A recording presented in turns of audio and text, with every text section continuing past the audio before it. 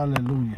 ಹಾಗೆ ನಾವು ನಾವು ಎಲ್ಲವನ್ನ ಅದನ್ನು ನಾವು ದೇವರ ಮುಂದೆ ನಾವು ಇಷ್ಟೊಂದು ನಾವು ಮಾಡ್ತಾ ಇರೋದು ಕೂಡ ದೇವರು ಸುಮ್ಮನೆ ಇರ್ತಾನ ಎನ್ನುವಂಥ ಪ್ರಶ್ನೆ ನನಗೆ ಬರ್ತಾ ಇರುವುದಾದರೆ, ದೇವರು ಸುಮ್ಮನೆ ಇರೋದಕ್ಕೆ ಆತನು ಏನಲ್ಲ ಮಾತಾಡದಂಥ ಕಿವುಡಲ್ಲ, ಮಾತಾಡ್ತಾ ಮೂಗಲ್ಲ, ಕೇಳಲ್ಲದ ಕಿವುಡಲ್ಲ ಎಂದು ನಾವು ತಿಳ್ಕೊಳ್ಬೇಕಾದಂಥ ಒಂದು ಅಂಶ ನಮಗೆ ಬಹಳ ಪ್ರಾಮುಖ್ಯವೆಂದು ನಾನು ನಿಮ್ಮೊಟ್ಟಿಗೆ ಹೇಳಲಿಕ್ಕೆ ಬಯಸ್ತೇನೆ.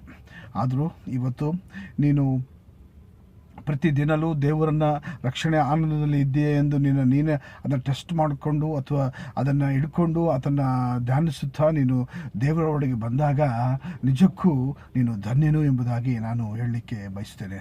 ಪ್ರಿಯ ದೇವರ ಮಗುವೆ, ದೇವರ ವಾಕ್ಯವು ಹೀಗೆ ಹೇಳುತ್ತೆ. ರೋಮ 8ನೇ ಅಧ್ಯಾಯ ಅದರ 23ನೇ ವಚನದಲ್ಲಿ ಅಥವಾ ಕೆಲವು ವಚನಗಳಲ್ಲಿ ಜಗತ್ತು ಇನ್ನೂ ನರಳುತ್ತಾ ಇದೆಯಂತೆ, ಪ್ರಸವ ವೇದನೆ ಪಡುತ್ತಾ ಇದೆಯಂತೆ.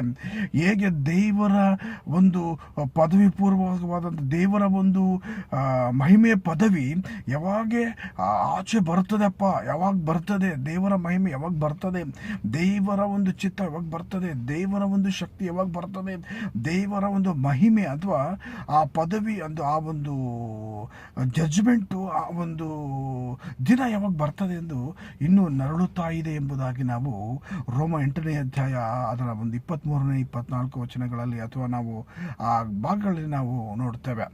ನಿಜಕ್ಕೂ ನೀನು ಗಮನಿಸಬೇಕಾದಂಥದ್ದು ಏನು ಗೊತ್ತುಂಟ, ಈ ಪತ್ರಿಕೆ ಕ್ರಿಸ್ತ ಶಕ 58ನೇ ಶಕದಲ್ಲಿ ಬರೆಯಲ್ಪಟ್ಟಿದೆ.